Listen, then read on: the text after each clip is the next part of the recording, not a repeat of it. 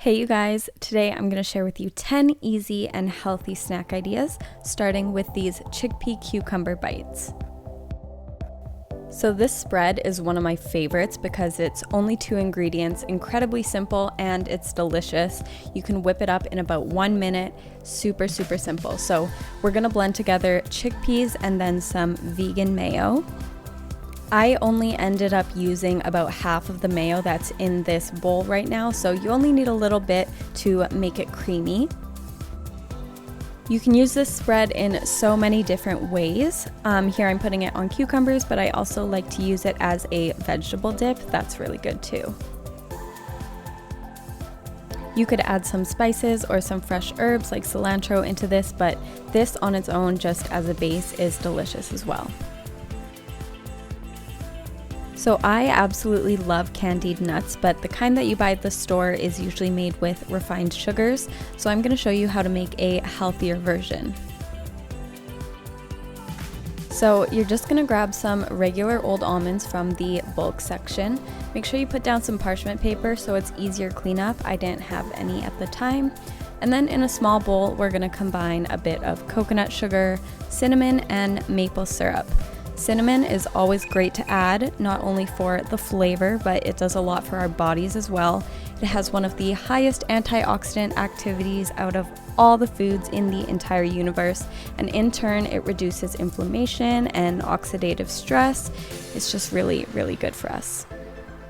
Just gonna add in that maple syrup, and then I just stir this all together.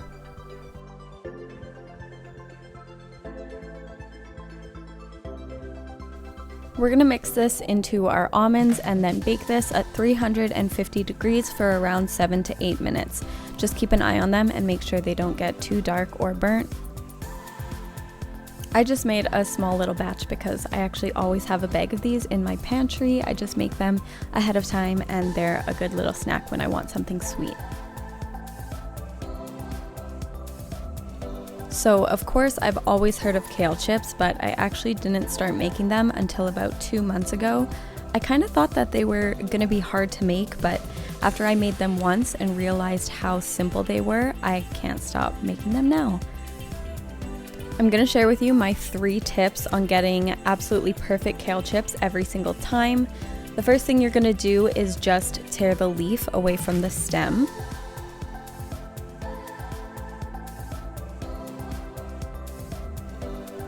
My first tip is to make sure that your kale is super dry before it goes into the oven, so I always take a paper towel and I pat it down just to make sure I get all that moisture out of there. My second tip is to make sure that you go easy on the oil. For a layer like this, I use about 1 teaspoon. You really don't need a lot for them to get crispy. Finally, before I throw them into the oven, I make sure that I massage the oil into the folds of the kale. This will make sure a thick layer doesn't just sit on top, and it will make them really crunchy. Everyone's oven is different, so you may have to play around with the times, but for me and my oven, 365 degrees for 8 minutes makes the perfect kale chips. And that's it, super easy. To eat these, I throw a little bit of Himalayan salt on there or some nutritional yeast. That's delicious too.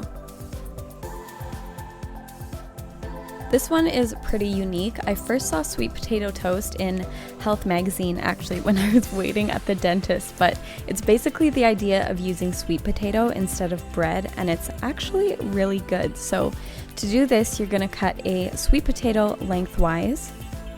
This was actually pretty tricky to do, so if you're younger, make sure you have a parent that's gonna help you out.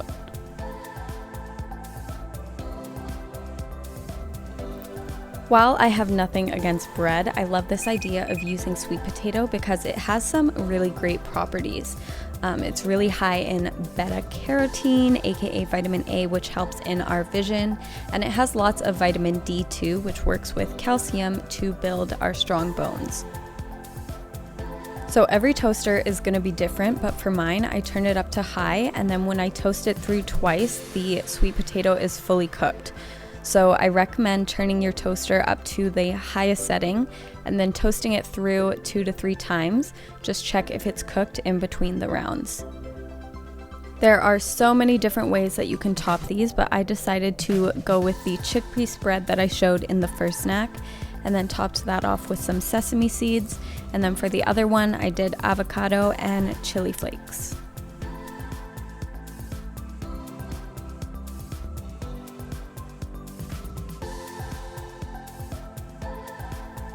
Let me know in the comments if you've tried these before and what you put on top of it.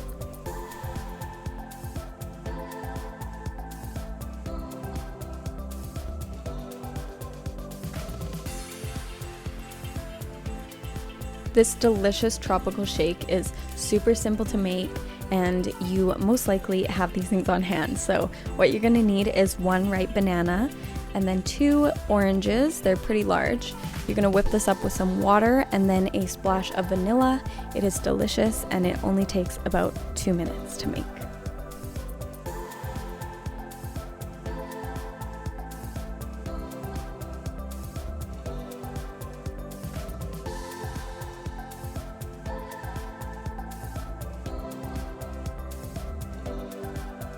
This next one is my best friend's favorite way of eating her popcorn. It's delicious and incredibly easy. All you're gonna need is some plain old popcorn, some nutritional yeast, and then some paprika. So I just finished up my final exams at school, and we actually learned a ton about nutritional yeast.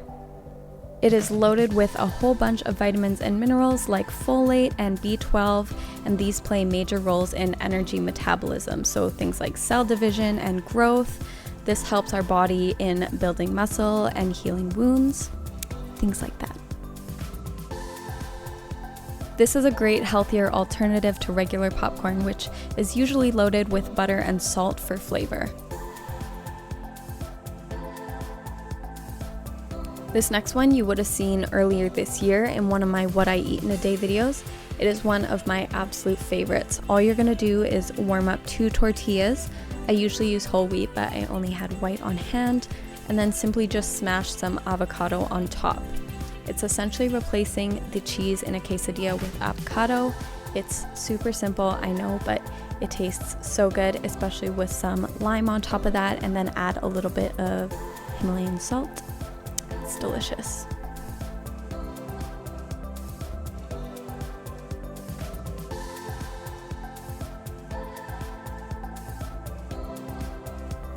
This next snack is an instant chia seed pudding that takes about 5 minutes to make, and I just layered mine with some mango. So usually for chia seed pudding, you mix it all together and then wait for it overnight or at least a few hours to turn into the pudding texture. But to get instant chia seed pudding, just blend your chia seeds with your almond milk or whatever kind of milk you're using on a high speed for about 1 minute. I am layering mine with a mango cream that I made by simply mixing together some mango with a bit of coconut milk.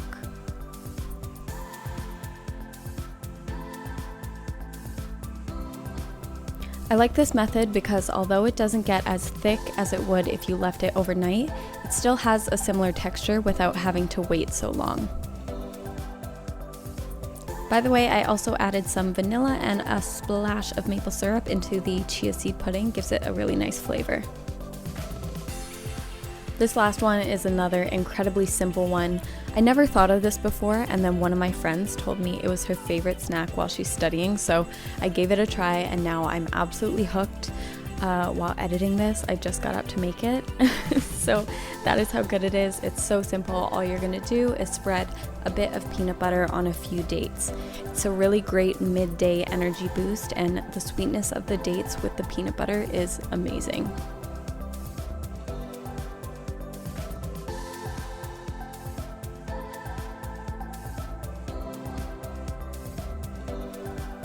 And there are 10 healthy and easy snack ideas. I hope you enjoyed, and let me know if you give them a try. I'll see you in the next video.